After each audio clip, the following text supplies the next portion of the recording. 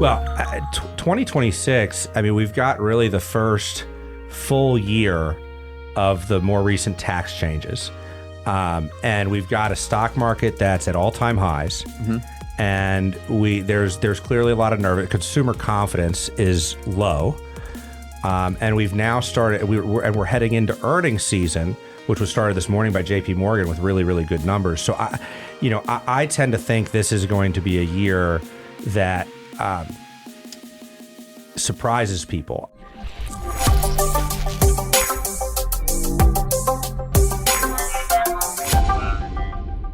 All right. So first, to dig into it, let's just welcome everybody to the Money Alchemist podcast, episode 48, first one of 2026. I'm your host, Ben Jones. And I'm Brent Gargano. And we have video now, thanks to our awesome producer, Nick. I won't name your last name, Nick. We're not going to out you yet. But he's done an awesome job. He has done what we were incapable, well, more aptly, what I was incapable of doing last year, and that was getting these things up and running. So I'm glad to bring you all into the room and join us just a little bit more closely.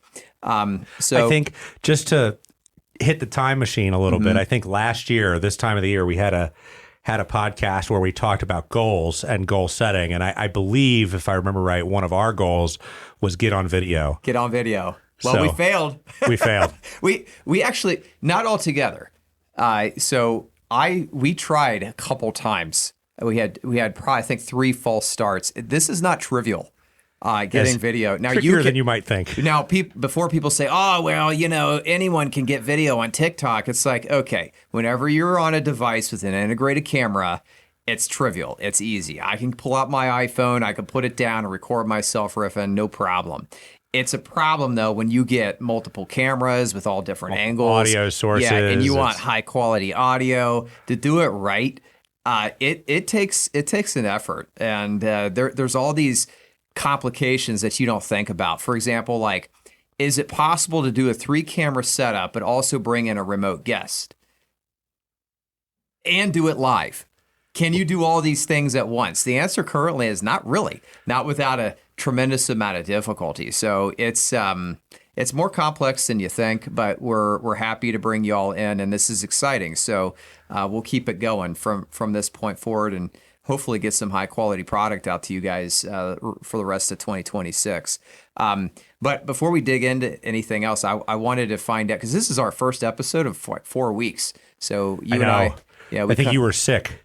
Yeah, we ghosted each other. Well, at the end of the year, when we wind down, I completely check out. I've been going full steam ahead all year long. And, working. I don't even think last year we took a family vacation. We took a 3-day stint out to a lake down in Tennessee, but that was it. So it was a jam-packed year, very exciting, a lot of changes, a lot of upgrades. Some of the personal goals that I set, I did accomplish. Some of the business goals I didn't, but I think I tried to bite too much last year. So that's one of my goals for this year, is make my goals more smart. We'll get into that in our discussion. But at the end of the year, I always kind of just shut down the shop. So the week of Christmas, the week of New Year's, and I did that. It's a good time of year to do that because, all your clients are doing that too. So you get your email inbox kind of quiets down. That's one thing I love about Christmas and the New Year's, just the holidays in general. Kind of universally accepted that everybody's checking out a little bit. Exactly. Everybody's like, chill out. Quick story.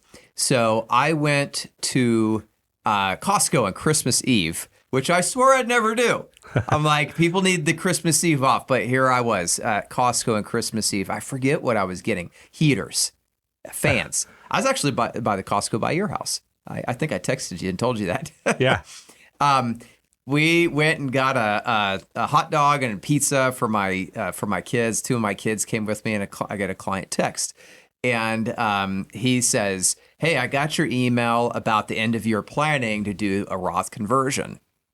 So, I was sitting in the Costco food court, And then I decided, okay, one more thing. So I conferenced in Fidelity. We got the Roth conversion done within plan. It was a pretty sizable conversion too. That was the last thing I did in 2026. Yeah. And it was on Christmas Eve.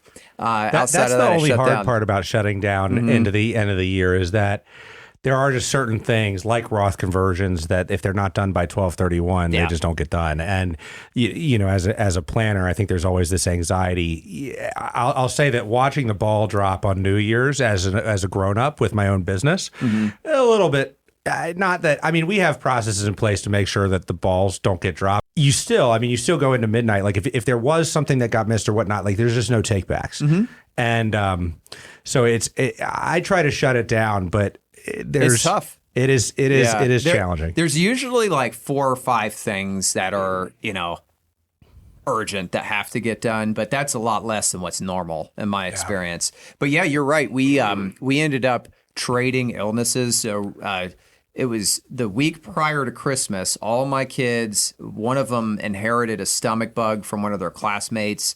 It was pretty nasty. And all my kids, it ran through all of my kids. Fortunately, my wife and I didn't get it, but they all traded that for about 4 days. Everybody got better by Christmas Eve. And then we had Christmas. Everybody was healthy. Everything was great. And then that Friday, we had all my family come over, which was the day after Christmas, and we did a big meal, and everything was great. And then you got everybody else sick. No. One of my kids, my youngest son, started getting ill. I felt so bad for him because all the cousins were over that were playing, and he just was like, Dad, I'm tired. I want to go lay down. And I could tell he was a little off, but that was the start of the flu. Oh, gosh. And then the flu ran through our house. Everybody got it. My oldest son, though, he got it, and he was done with it in 2 days. Yeah, I hear the flu this year is bad. Apparently, the flu shot is kind of swung and missed at the kind of flu that we've got out there. I could see that. Well, it was weird for me. It was the flu was like it was my symptoms were on an update schedule. So it started out like a scratchy throat, and then that went away, and then it was a crippling headache and fever, body aches, and then that went away, and then it was oddly it was like one day it was just a ton of sneezing. It was just overwhelmed my sinuses, and it was just like itchy, like a cat in the back of my sinus cavity, and then it went to a cough, and then I got better. So all that is to say that we skipped our last podcast episode for a very good reason. Yes, but what did you do for the holidays? Yeah. Well, if you've been listening, you know that we just recently had a third kid. And then my daughter's birthday is also in December, and so it's just honestly December is kind of a little bit of a blur from Thanksgiving all the way through New Year's. So we made it through. We got all the Christmas stuff together, got ready for Christmas. I love to cook. And I really don't. I have parents that are split up. So for a lot of years growing up, I was driving all over the place for holidays, and I really don't like to do that anymore. So I generally bring everybody to me for the holiday meals, which is like great in theory until. When did that start? As soon as my house was big enough for everybody to come over. Yeah. Like as soon as it wasn't a pain in the neck. Isn't that is such a rite of passage? Yeah, like I have the kids now. Yeah. You want to come see the grandkids. Like, I'm tired of going to everybody else's house. If you want Christmas dinner, come to me. And my rule of thumb is that, like, I make the protein. So for Thanksgiving, I make the turkey. For Christmas, we did like a prime rib. And then I tell everybody else just to more or less bring sides. And we hodgepodge it together. Yeah. What is some seminal moment for you? To just, I'm planting my flag down. I am the nexus. But let's hit goals a little bit. And my wife will laugh because she listens to these podcasts, and so she'll likely hear me say this. So I mean this with love. But we talk about SMART goals, and we're going to hit on goals a little bit later on in this podcast. One of the things is that the goal has to be realistic. And I think one of the things that we struggle with in our life is like you kind of bite off more than you can chew sometimes. So in theory, it sounds great. Hey, we're going to host Christmas and make the prime rib. And like I said, I have a rule where we only do the protein. But my wife, she's trying to be nice to everybody. So she decides, I want to make a couple sides. And I always tell her, I say, don't do it. We've already got enough on us. adding extra stuff. If you don't have to, don't do it. And inevitably, she signs herself up for these sides. And then the day of, we get the protein done, and then the side is like, well, what happened here? And I think a lot of times it's just you have to. There's so much to be said for like visualization. We've talked about this on the podcast, but like people have a tendency to say, "Oh, I'll do this. This will, let's buy a rental, move, change job. I don't know what it, start a business, whatever it is." It's really important to kind of close your eyes and put yourself in that circumstance. Like it's so easy a month in advance to say, well, I'll make these 3 or 4 sides. And then you finally get to Christmas Day and you realize that you got to put together gifts for the kids. You got to get the house clean for everybody else to come over. You got to go buy the meat and get that ready to get on the grill the next day. Like there's just so many things involved that if you add unnecessary, even if it's well intended to add some of the unnecessary stuff, if you were being really honest with yourself at the beginning, it's like really hard to do that. And just, you got to be protective of how much, stuff you add on your plate. Yeah, you need to give yourself wiggle room.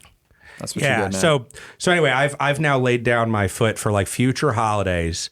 Like this year, my like protein only rule was kind of like a loose rule. Like, and I let her kind of, smudge it. I'll say next year, everybody else is bringing the sides. We'll do the protein. And didn't you do prime rib? We did prime rib, and then so one of my favorite traditions is we do eggs Benedict on Christmas morning. So I did Christmas Eve dinner and then Christmas morning breakfast, and so kudos to my wife. It's a lot to get all that done with the 3 kids and everybody coming over, and so bottom line is it was a great time. We had family over, everybody got along, the food was really good, it all went amazing. But I'd say the day or two leading up to it was just, anytime you're having guests come over, it's stressful. Right? Yeah. You gotta do the top to bottom house scrub down. Yeah, because you can't let people know what your house really looks like. Well, what I'm used to is I'm used to watching my wife go around and do all the deep cleaning, and I just sit on the couch and yeah, well, it's a spectator sport. But this particular season, that was not the case. It's just hard for us right now because, with a 3rd kid, the baby's doing great. She's really well behaved. Everything's awesome. But I think you underestimate, especially if you already have little kids and it's just been a while since you had a newborn, just like how many man hours a newborn takes away. It's not difficult at this point. We've had kids enough times to where we kind of know what we're doing. But it's just like the bottles and the breastfeeding and the diaper changes and the holding the baby because she's, getting restless. It's just a lot of man hours that get taken out of your day when you didn't like have the man hours in the first place. And so you add that with, we have to host the holidays. It was a great time. It was just a little, we got a little much, but you got through it. And honestly, I think after it's all said and done, like we wouldn't have it any other way. We love having the family over. We like being at the center of it. We like her parents to be around with my parents. I mean, it's just so much more cohesive than doing our own separate holiday with them and with my parents, just splitting everybody up. It's not as kumbaya. Yeah. Did you stay up till midnight? For New Year's? Yeah. So we went down to Nashville for New Year's, and I don't know if we talked about this, but my dad has little children, and so my kids and my dad's kids kind of get along, and while the adults stayed up till midnight, the kids, we have a plan. We actually do this with the kids every year. There is a YouTube video that you can pull up where it's like kids dance party ball drop, and so we like the whole day of New Year's Eve, we like set our kids' expectations that they're staying up till midnight. And like, you guys are going to stay up late tonight. It's going to be so much fun. You're going to watch the ball drop, New Year's, da-da-da-da-da. And then as soon as it gets dark, we start like kind of getting the stuff together. And so about maybe 9 o'clock, 9:30, something like that. We still let them, stay up past their bedtime or whatever. But we pull up this video and it's hilarious. It's got all these like dancing animals and just like all this crazy stuff that 5-year-olds just get. And I have the best video of like my kids and their kids having like a midnight, quote, midnight dance party and then watching the ball drop and happy 2020. And then they all went to bed. You're nicer than we are. I just realized my kids listen to this podcast, so hope I didn't just out myself. My wife is the sleep Nazi. love her to pieces, but she is once the clock strikes bedtime, it is everybody's marshaling to bed, absolutely zero exceptions, and my second youngest son was begging Mom, hey, let me stay up till midnight. Let me stay up to midnight. She just completely shut him down. No remorse. What was funny is this particular child went to bed, and then within, I'm not exaggerating, 60 seconds, lights out. He was fully asleep, sawing logs. Yeah. He wanted so bad. I'm not tired. Yeah. Oh, he was totally tired. But we did not stay up till midnight. In fact, my wife and I, we laid down in bed because we were just going through the flu ourselves. So, we're exhausted. So we ended up just crashing. I think I fell asleep at like 11:15, but I did wake up because my neighbor decided to light up some fireworks. Do you see some of those videos of these big cities? I forget what city it was. I think it was someplace in South Korea. I can't remember, but I saw some videos of the fireworks displays that they had, and it was like, it was absolutely insane. One of my favorite things that's come up is the drone shows. The drone shows are pretty They neat. are, yeah. And, what's really neat about New Year's Day is everybody celebrates in the globe. I think China has the Chinese New Year is a different date. I don't know what it is, but I think even in China they celebrate the actual New Year's, January 1st, like everybody else does. But everybody in the world celebrates at the same time, so you can get these videos throughout the globe, all these different cities. And how people are celebrating. And there was one city in Asia, I forget where, but they had this big firework disaster, like a bunch of buildings had exploded or something due to a mishandling of fireworks. So they didn't have any fireworks this year. It was all lasers and drones. I forget what city that was. But I was going through and scrolling on my X feed, all these different celebrations. That was pretty cool. Drones are one of the things that are really changing the world. They are, yeah. I for good and for better, For good and for better? Or worse. Yeah, good and better. Yeah, that did come out right. For good and for worse. Remember that, I don't know if you want to talk about this, but yeah, that was before the election and all the drones were flying around. It was all the hoopla. And we still to this day have no idea what that was all about. I still get the drone.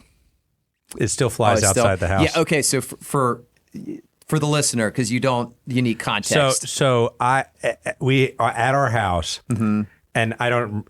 Maybe some of the people remember last year when all the drone. No, it was 2 years ago. That's 2 years ago. Yeah, already? It was 2024.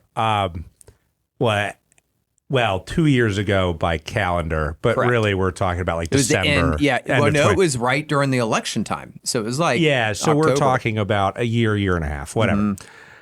I start looking out my window in my house, and every night, right around 7 p.m., this drone, and this is not a small drone, okay? Drone you buy at the store or whatever is 18 inches.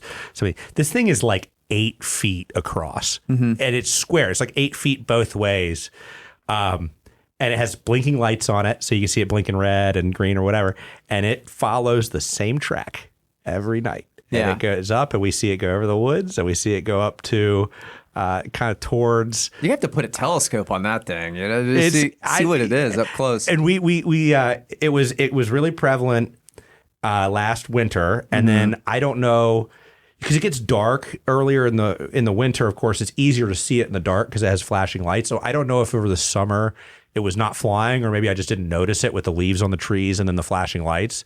But it just kind of went to the back of my mind. I never saw it. And then this winter again, I noticed the drone is You back. ought to get a telescopic camera, take a picture, and upload it to ChatGPT. See what it is. See what it says. Yeah, see what it says. I mean, I'd be so curious to do that. But drones are changing the world, but the drone shows are pretty cool out in China. I see a lot of that's like their thing, but they do drone shows out in Kings Island too, which are pretty big. They're starting to do them all sorts of places, and I would imagine with the way that computers are going, the more and more intricate drone shows are going to be possible. And then, not to get a little dark, but the way that wars are being fought. I mean, anybody that's paying attention to the Ukraine situation has seen that these drones, I mean, you've got multi-million-dollar tanks that are essentially no match for a couple $1,000 drone. Yeah, well, actually segues nicely in some of these additional like broader updates that what's happening in our what's happening now segment is one of the things that happened from our last episode is Maduro was essentially kidnapped or extracted. Wasn't that nuts? Well, yeah, what was even nuts is all the details that are coming out and how it occurred, because when you hear this, you're like, oh man, there had to be a lot of casualties with that. There were, but only Venezuelan casualties, absolutely zero. From what I've read, only 20 operators were involved, U.S. operators. Yeah. And it started out with a cyber hack that shut down all of the power in the city. Did you hear what Trump said? He said, we turned off all their lights with a, quote, certain expertise that we have. Well, I mean, it's actually frightening when you think about it. So that happened. And then there was a bunch, basically an invasion of drones. And I'm sure these were more surveillance drones that kind of pinpointed who's where and what's happening, but I'm sure they had weaponry installed on them too, because there's also reports that the people that survived the attack, if you will, on the Venezuelan side, they're reporting that some of them, the defenders, were crippled, like they couldn't move because of sensations of feeling extremely hot and uncomfortable. And some people were reporting bleeding out of the eyes and the nose, like just crazy stuff. And then, someone else was saying that they're, for when they were under fire by, guns that they perceived were shooting rounds at 300 rounds a minute, which is like super fast. So, yeah, but you got to think like something really advanced took place, because how impossible, when have we ever heard of invading Venezuela is not like a backward country. Like they have modern military equipment and surveillance and things like that. And they were supported by China. Yeah. So, the fact that only 20 U.S. soldiers went in, operators went in, 0 casualties. There were reported of 100 casualties on the Venezuelan side. They extracted Maduro, and he's in New York right now, is frightening. That is, crazy. And on a broader context, like what does that mean? The whole, well, it's destabilizing in a lot of ways, but also it's stabilizing in the sense like it kind of sends a signal to some of your adversaries. Now, say what you will about, utilizing that kind of force and policy. I can see why people find that distasteful. But in a way, it does provide stability nationally, because when there's a big bully in the yard and the big bully says this is the way it's going to be, that's generally the way it is. How much do you think of this as actually about like drugs and the drug trade versus control of the Americas? It's control. I think the drugs were one way to sell the idea to the American public. Because the American public is hit pretty hard by, drugs and what that does. The drugs are devastating. When we're talking about drugs, I'm talking about specifically fentanyl, heroin, and methamphetamine, cocaine, yes. Like the hard stuff, the Schedule I stuff. I think really what this whole Venezuelan thing was about was natural resources. I mean, and the administration has pretty much come out and said it. It's like it's about the oil, but it's not just about the oil. It's about, the minerals. And, Venezuela is not a small country. Like if you map it over on top of the United States, it's like a little bit more than 1/3 the size of the United States. So it's pretty huge. And it has, it's out of all the countries in the world, it has the largest proven oil reserves. So it's pretty much about the oil and pursue low energy policy, but energy security as well. So I think a lot of it has to do with pushing.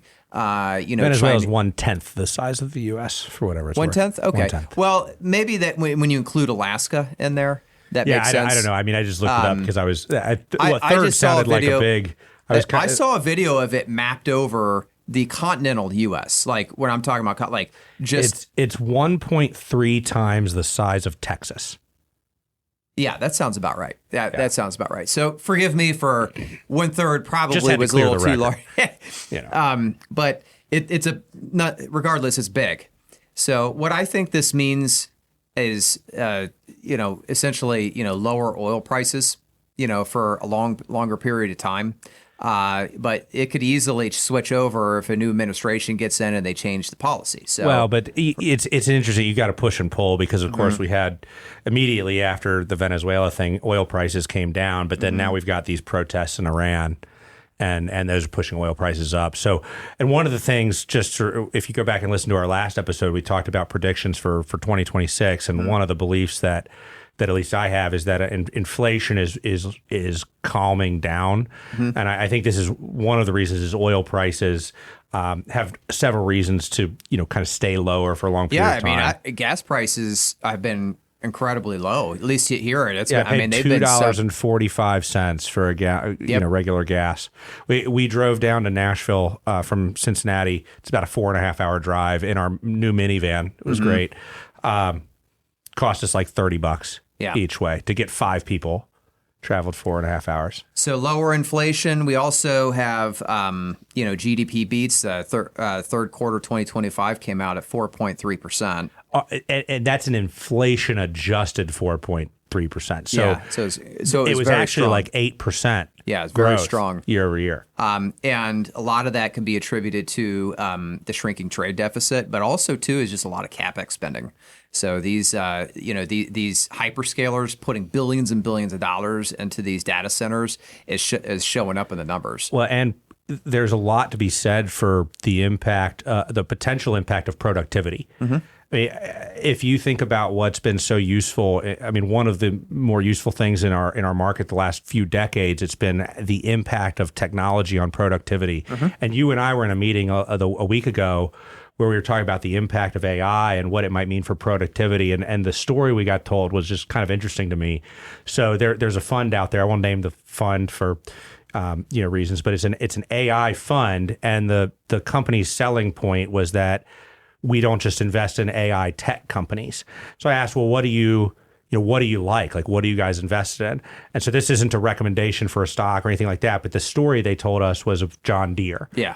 And I guess that if you're like a farmer and you think about how AI is impacting farmers, this was just so cool. I guess in the past, if you're dropping pesticide on a field, yes, you fly a plane over and you basically just indiscriminately dump a bunch of this pesticide on the ground, and it gets all over the weeds and kills the weeds, but it also gets on the plants and kills on the food you. And everything. And now he was giving us an example of like a John Deere product that, like, as you're flying this plane over the field, it's essentially like watching a video of what's below it, and the AI is identifying weeds, individual weeds, and more or less taking a squirt gun and squirting pesticide at this stuff. So it's like the impact of that is you can grow more crops, use less pesticide, people are healthier. I listened to that story and I thought, wow, that's, we talked on our last episode of like, will AI live up to the hype?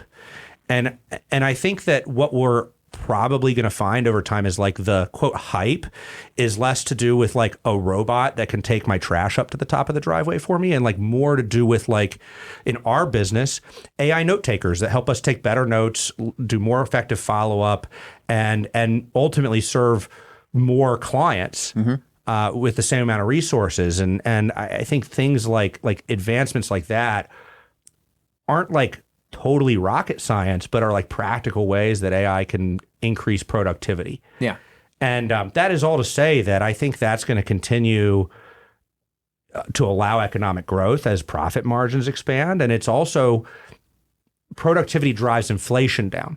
So I still go back to, I think that we're likely to see a strong economy with lower inflation. And the real question to me becomes the employment situation. Like, how bad does the labor market it kind of leads into the great question everybody's debating on labor or AI being an enabler of human productivity or a replacement for human productivity. Yeah. That's the big argument right now. As a business owner, you and I can both agree that AI it's not capable of replacing anything that we do or any person that's in our company. Like there's no one job in my line of work that is currently being done by a human that I can currently outsource, even with massive investment, fully to AI.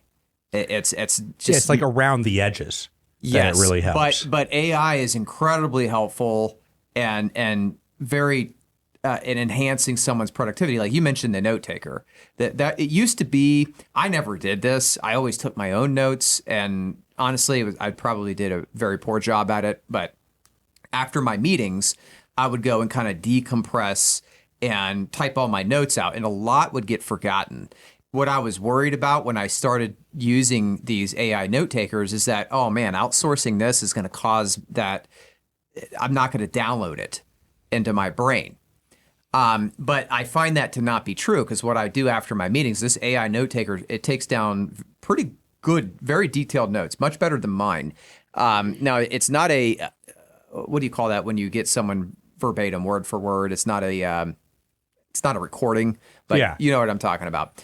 But it provides basically a bullet point summary of things that were discussed, and I'm surprised how often it catches things that I forgot about, and so it actually serves as a reminder, because I still do the read, through, and what I'm doing is I'm like transposing that into a summary email to the client. Yeah, it puts together a draft note, and then you have to review the draft note, and it takes your brain back through the meeting. And then you save the draft note. And then most importantly, what's kind of cool is that over time, as you've layered in these more effective notes, because it is really good how much information it gathers out of the meeting. And then it can go back and reference its own notes to help you prepare. Yeah. And it makes it easy to schedule tasks, to tackle things that need to be done. It is by far a productivity enhancer. It is not replacing anything that I already had doing. It's or any human job that I had. It is enhancing things. Now, that's that one specific point. The other is the John Deere point that you brought up, but I can think of 1,000 different other ways it helps. In my writing, because I do my newsletter, it is immensely helpful. I cannot tell you how much I use it in writing, because a lot of times I don't like to use the same word over and over, or common words. I like to use kind of unique words that people haven't heard before, or maybe don't hear very frequently. I also like to write as colorfully as possible, but still be accurate. So I will oftentimes prompt these tools for like, hey, what's a new word for X?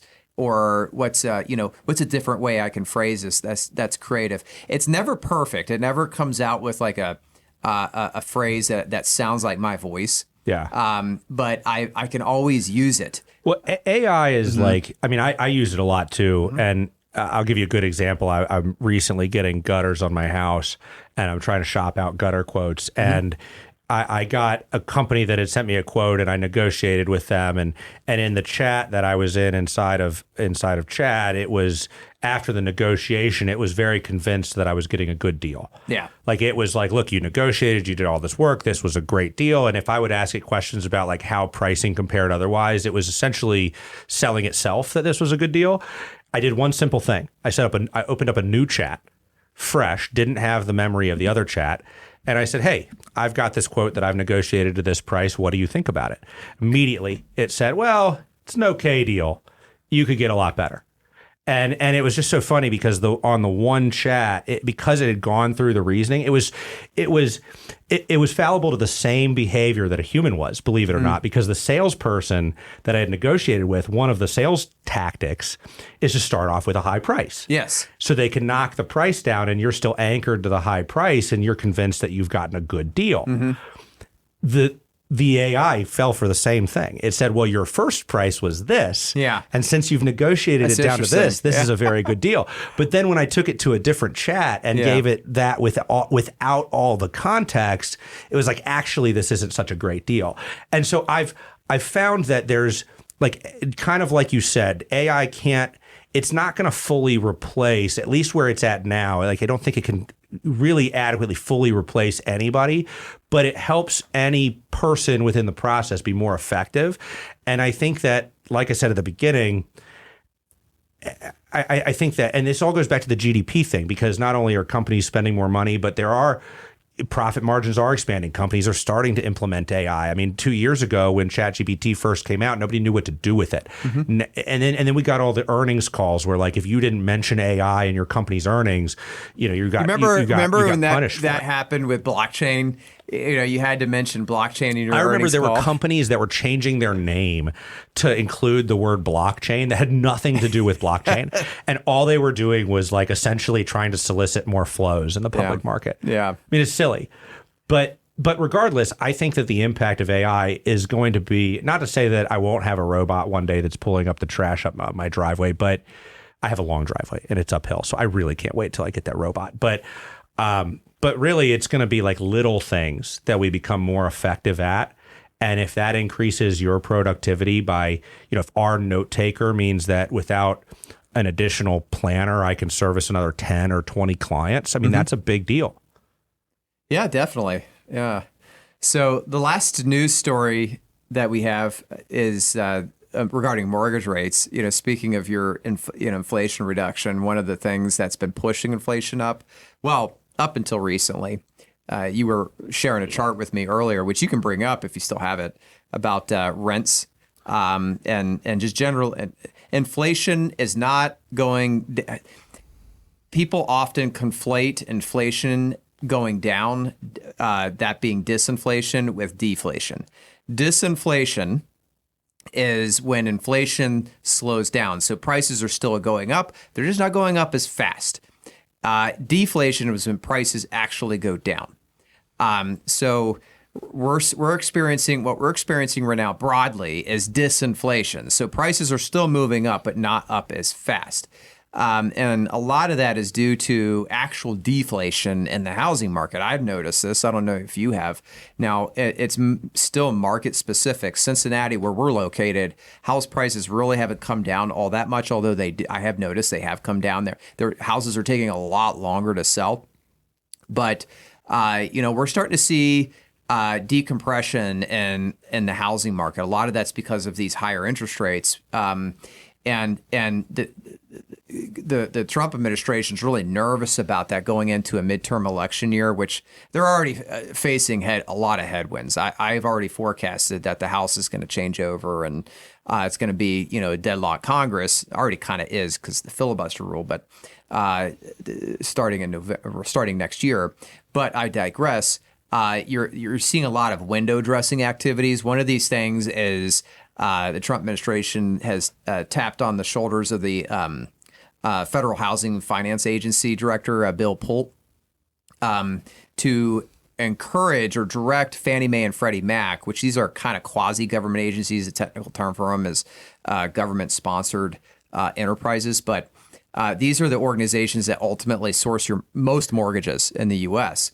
And what they're being directed to do by the Trump administration through Bill is purchase additional mortgages. They basically want to create excess demand for mortgages, which will drop like $200 billion. I mean, what's really at the core here is Trump's PO that the Fed cuts haven't shown up in mortgage rates, and nor will they, because mortgage rates are kind of based on 10-year rates. Yeah, they're not based on the short-term rates. They're based on the long-term rates. And the Fed, since last September, September 2024, so back to our debate last year on 2 years, a year and a half ago, the Fed has dropped rates 1.75%. Do you know how much the 10-year Treasury yield is down by? Barely anything. I'm not looking at it exactly, but it's basically down 0.5%, maybe 0.5 point. So it's just, I think Trump's frustrated because home affordability is, look, if you've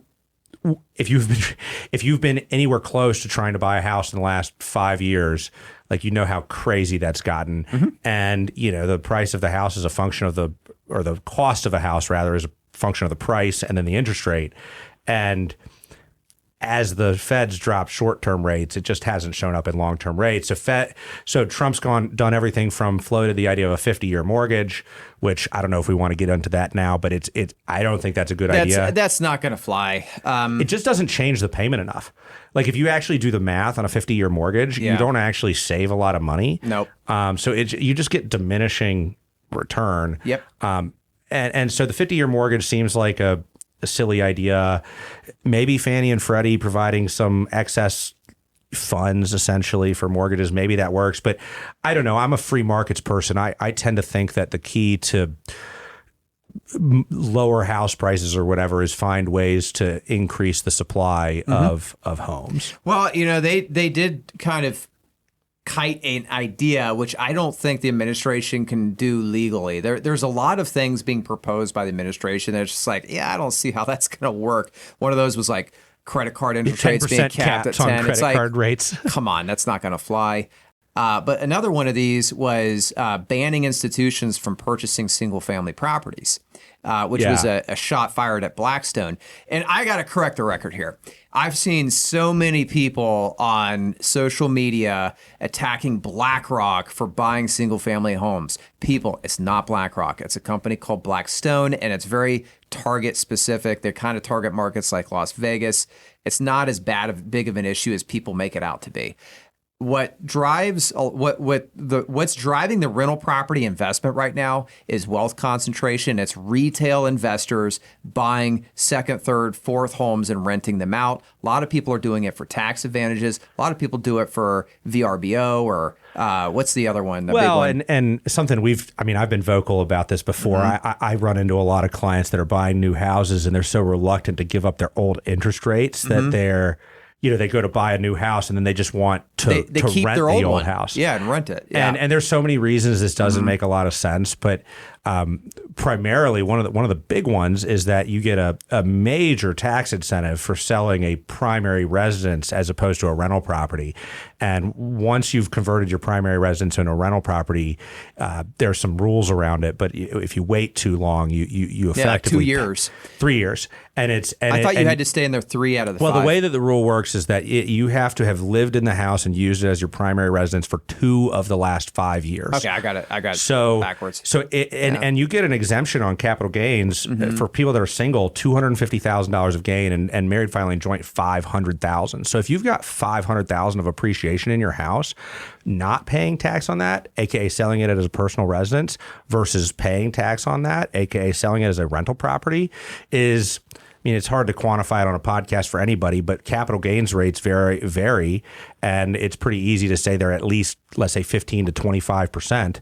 So you're talking 15% of 500K is 75,000. Most people don't consider this because this is getting into tax nuance. Most people think in terms of, I don't want to give up this low interest rate, real estate good, therefore I need to rent because that's how I get rich. And inevitably, like I can just tell you, having worked with clients, that one day, unless you die unexpectedly early, you're going to get old enough to where you're going to look down at this rental property and go, do I really want the hassle of owning this thing? How many people do you know have even planned their I guess my point is, I guess here's my point. Not selling your primary residence when you move out and instead renting it can cost, like it sounds good, to all your friends. You go around and say, well, I got a really low interest rate, so I'm going to have a rental property. I'm going to create rental income. And in all likelihood, you're probably shooting yourself in the foot when you eventually sell that property. But that is not what most people are doing. Most people are holding onto their homes. They're renting. They're buying additional real estate. So what's driving a lot of this inventory crunch, which really isn't happening as much right now because housing prices are starting to relax. But prior to this, where it's not Blackstone, it's actually individuals with money to invest, and they want to put it in real estate, so they do. And I'm actually a fan of that. I don't think that should be regulated. But that's ultimately has a cost. The cost is a lower supply. So we should touch on goals planning, because that is the title of today's episode. So I think that we could talk about, this is the problem when we don't do a podcast every 2 weeks. We have too many things to talk about and we end up going over.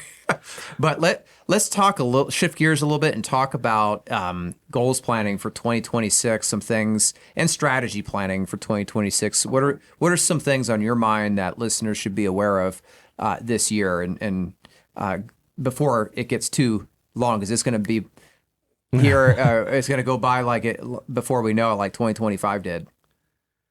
Well, 2026, I mean, we've got really the first full year of the more recent tax changes. And we've got a stock market that's at all-time highs. Mm-hmm. And there's clearly a lot of nervous. Consumer confidence is low.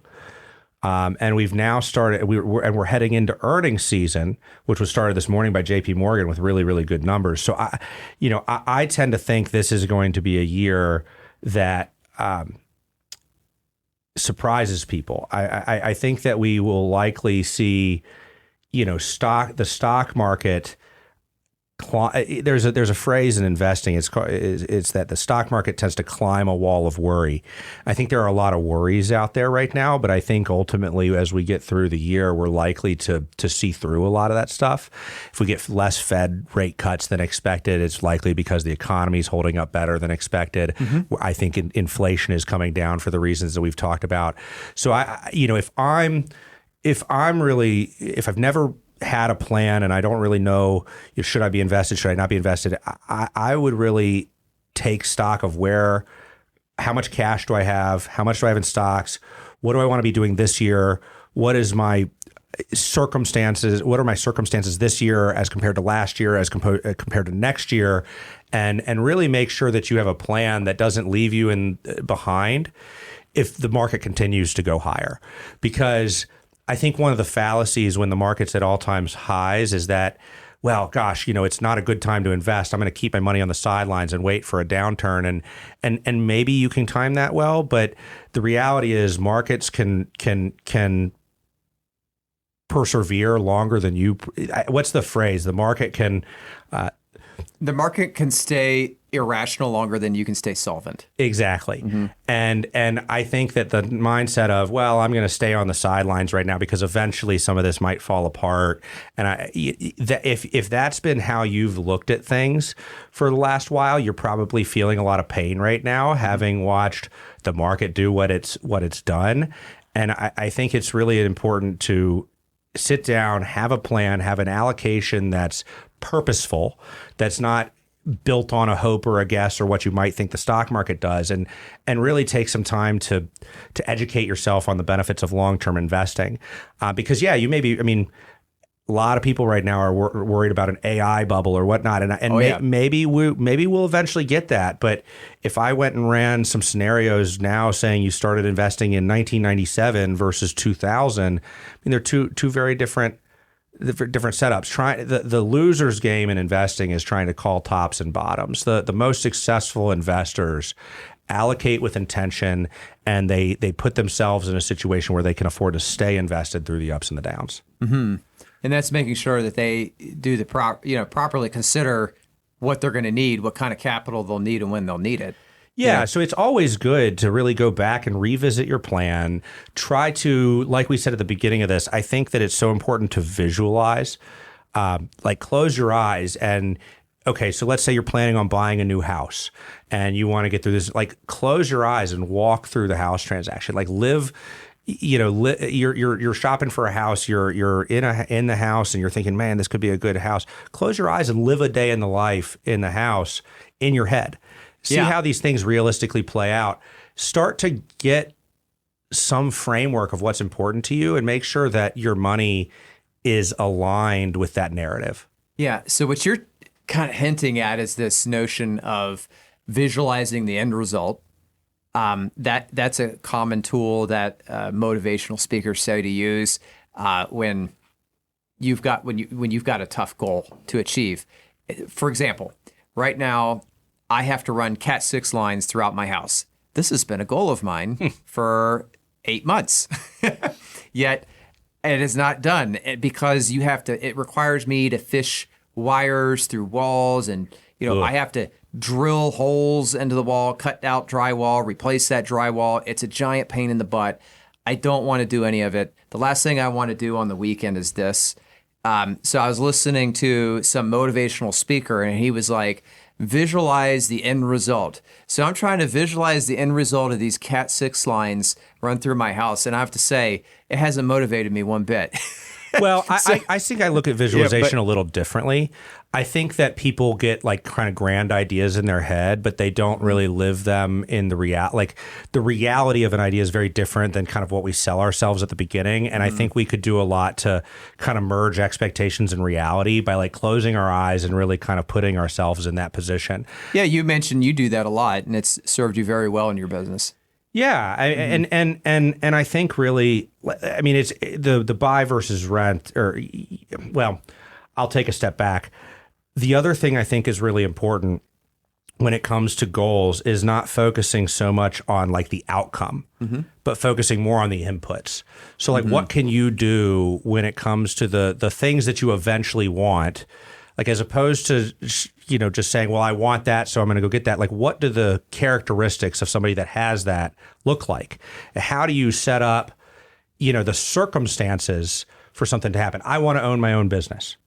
Great, right? So you can set a goal of owning your own business. Well, what are some of the things that somebody that starts a business has together, right? They have access to money. They have an expertise that they can monetize. So like, okay, how do I build my savings so that I can have a launch pad? How do I develop expertise that people are willing to pay for? If you focus less on, well, I want to start a business, and more on what can I do to set myself up for the conditions so that I could be able to start a business, I think you'll be more successful. Yeah, so you gotta lay the foundation. Yeah, essentially. So, what do you think about the acronym everybody throws out called SMART? SMART goals. Yeah. We were talking about that prior. Actually, I was talking about that with one of our fellow advisors, Matt, and he had a funny response. He says, yeah, SMART was pushed on me by about two different managers. So my immediate response was to push back on it and say I don't like it. I thought that's interesting.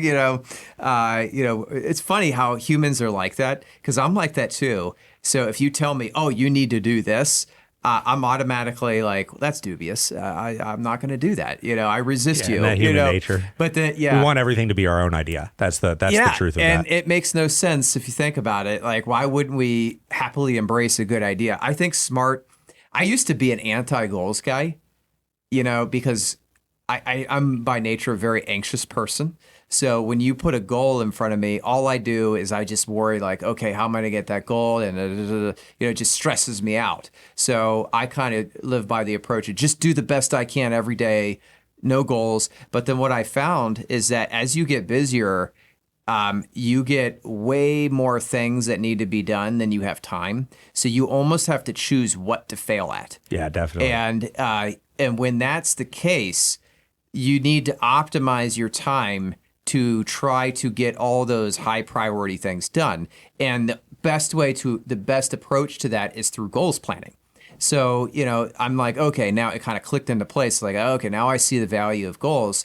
So, I kind of like ever since that epiphany of mine, which sounds moronic because, who doesn't believe in goals? It's kind of dumb that I used to think that, but SMART acronym, which stands for specific, measurable, achievable, relevant, and time bound, makes a lot of sense. Now, I don't purposefully go through those and say, okay, that's what I need to do, but I do an element of that. For example, like one of my goals is this year, a personal goal of mine is to get my blood work the way that I want it. I'm not going to get into details. I'm a healthy person, very fortunate for that. But there's a few things in my blood work that I'm like, okay, that could use improvement.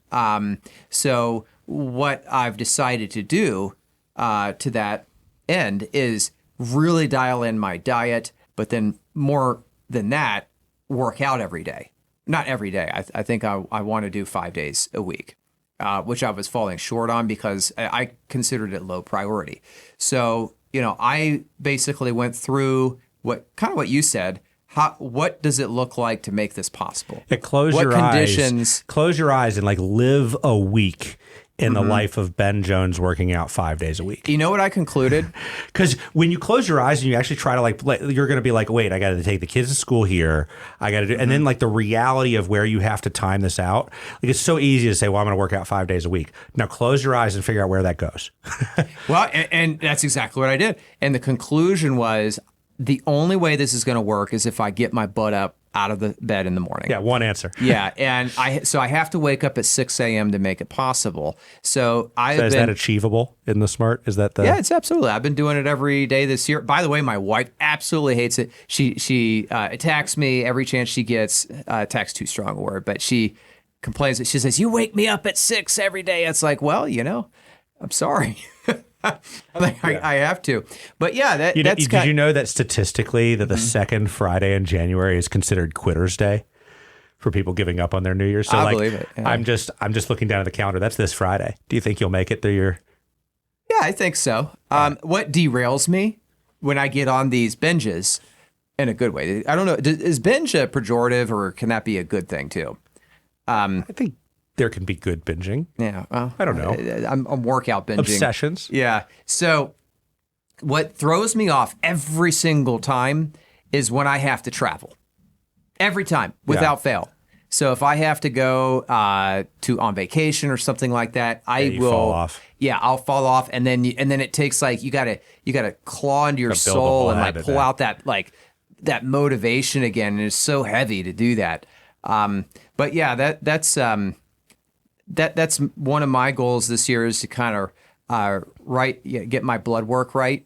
I have other goals too. I don't know if you want to share those, but my professional goal here, we're doing one right now. This video, getting this done, and I want to continue to get really good at this podcast. I want to stop using pause words. I'm really bad at conversational flow on the podcast. I stop to think too much, too many ums and ahs, and words don't click into place as quickly as I want them to. So I'm gonna try to get better at that. I think that does improve with repetition. And back to the foundation, like what characteristics does somebody that gets better at that have? Well, they do it. They do it all the time. Yeah. Yeah. I mean, and there's so much to be said for like if you don't know kind of where to start relative to your goals, I would say what our advice would be, and of course coming from a financial person, this is financially oriented, but it could be in any area of your life. It's like just start by kind of statusing where you're at. Like get it all out on paper. In our life, when we work with prospective clients and clients, that looks like building a plan. What assets do you have? Where are they? What are your expenses? What kinds of things are important to you? Like let's just put it all on paper first. And then once we can, again, visualize the bigger picture, what a lot of times happens is you kind of live in the reality of what the future might look like, and you start asking other questions. I think a lot of times our goal as advisors with the plan isn't to condemn somebody to the future that the plan spits out.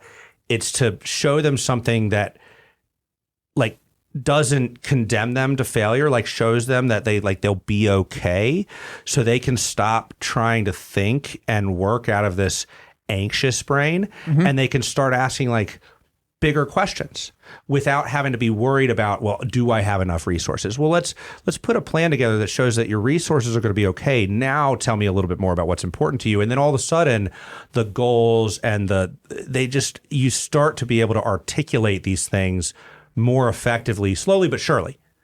Yeah. And I think most people need a prompt for that sort of thing. And I want to bring to anybody who's still listening, we are going over today. Sorry about that. But anybody still listening, you've got a great resource that you're going to put in the show notes to help prompt these types of questions that you can ask yourself, like, are you ready?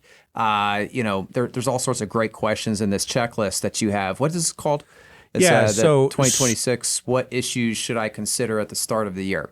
So we have it's a checklist that covers a lot of the common nuances or things to be thinking about as you get into the beginning of the year. So if you go to the show notes, there will be a link.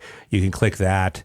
I think you put your name and email, and then it just walks you through questions. Yes, no, has this changed? It gives you some feedback, and then of course, if you have follow-up questions, you can always send us an email. Yeah, it's finance oriented. Yeah. So if you're looking, this is not about health. This is about how to get your money in order for the year. If you're looking to improve your financial life in 2026, click this link, go through the checklist. Obviously, we're available if you need to have someone to bounce ideas off of and communicate the results of this checklist with. Brent is a fantastic conversationalist in that regard, so I'd recommend you reach out to him. But I do think that we should wrap up. Well, I would just say, just last thing on that, if you have any questions, any comments, a very easy way to get in touch with us. Our email is comments@moneyalchemistshow.com. We do watch that email inbox, so you can reach out there. Yeah, feel free to ask us any questions. We'll get back to you within 24 hours. So both Brent and I monitor that email address. So we like to wrap up every single episode now with a tip of the week. You got a pretty good one for this week. So I want to... We had a third kid in October. So we have been, I'll say DoorDash has been our friend. So I'm a frugal guy, and something about like paying somebody else to deliver food to me that I could have gone and gotten myself, and paying a bunch. I mean, because these apps, charge you more for the food, and then you add tips and such. So I have found it's probably been there for a while, but it's new to me as I've had come into the need. But apparently Costco sells DoorDash gift cards. So I go to Costco and now I buy $100 of DoorDash gift cards for $80, and I get 2% back at Costco because I'm an executive member. Yeah. And gosh, I think we've probably spent $600 on DoorDash in the last 3 months is my guess, maybe more, and 20% off all of it. So, but DoorDash, the bill is all inclusive of the food, right? So you're not paying the restaurant and DoorDash at the same time, or are you? Yeah. I mean, they wrap it into one transaction. Okay. So like the way that it works for me, I actually have a credit card. Maybe another good plug for just go check your credit card benefits. I didn't even know I had this benefit, and I was looking at happens to be the Chase Sapphire Preferred credit card, and one of the ancillary benefits is they pay for your DoorDash Dash Pass membership. It was like $10 a month, but if you bill it to that credit card, they reimburse it every month. And so I got the Dash Pass. I get in there. It's great because when you have Dash Pass, like certain restaurants give you buy one, get one free. Certain ones are like 15% off. There's all these little deals. And then really you just go through, click the restaurant you want, click what, build out your order, and then you add a tip in there. And if you've already got the DoorDash gift cards preloaded, it just debits that balance. And 30 minutes later, the food shows up at my door. So I'm gonna reiterate this so I understand it, because if I understand it, the average listener can understand it. To game DoorDash, get a Chase Sapphire credit card, bill your DoorDash subscription fee to that card because it'll get reimbursed. So you basically get that card, put nothing else on it, and then just have that happen. And then go to Costco and buy the DoorDash gift certificates, because you get essentially 20% off, and then load those gift certificates on your account, and then you got essentially free DoorDash delivery. And then better yet, order fajitas for $2 from the Mexican restaurant down the street on a discount. You get like fajitas for $2. We had a whole dinner for... I think that's a great tip. Great tip. I like it. It's a financial hack. You heard it here first, guys. All right. So thank you for listening to this bi-weekly. Is this bi-weekly? Yes. Bi-weekly episode of the Money Alchemist podcast. And we look forward to catching you all next time. All right. Cheers. Opinions voiced in this podcast are for general information only and are not intended to provide specific advice or recommendations for any individual. All performance referenced is historical and is no guarantee of future results. All indices are unmanaged and may not be invested into directly. Investing involves risks, including the potential loss of principal. To determine which strategies or investments may be suitable for you, consult the appropriate qualified professional prior to making a decision. Advisory services offered through National Wealth Management Group, LLC.